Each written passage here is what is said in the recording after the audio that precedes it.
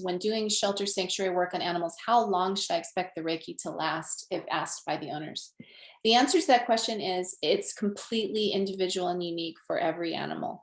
So that Rottweiler story that I just told, I only did one session.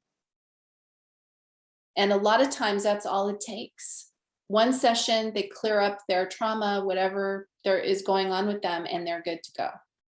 Other dogs, I've gone back twice a week, and slowly over the period of 3 months time, they make progress. So it's kind of like a chronic, or it's something deeply held over many years time. And so they need constant support. So normally what I tell people, if I do a Reiki session, I say, look and see if you notice any healing shifts. A healing shift would be something that changes. And it might be what you expect, or it could be something you don't expect. You were worried about their appetite, but suddenly they're sleeping better, right? So look for those healing shifts, showing that something's getting better.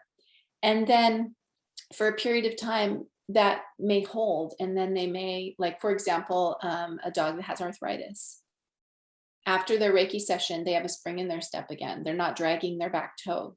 This happens quite frequently when I do Reiki for older dogs.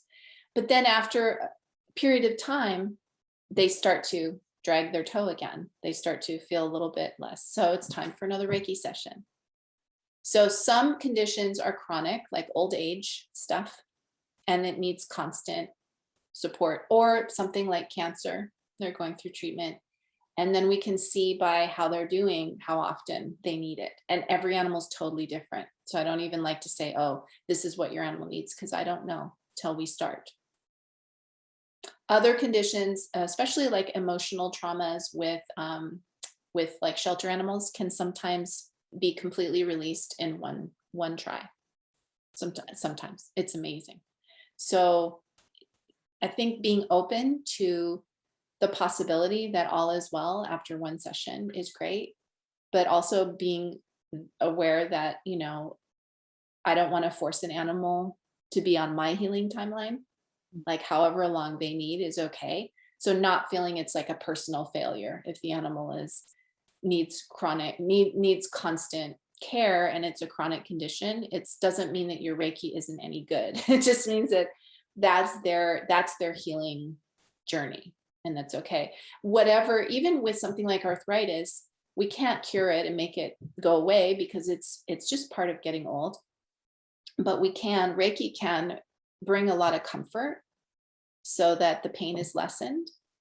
So as they still have arthritis, they're still stiff and everything, but they just feel better. They just have a little spring in their step. They just have a little more of, they go and they got their toy for the first time. So you can see that they're feeling like a well-being in themselves despite having arthritis. And that's a great gift to give an animal. Or for some people, Reiki is not for them. They're like, this isn't working for me. I don't see anything, and that's okay too. Maybe they try acupuncture and they like it better.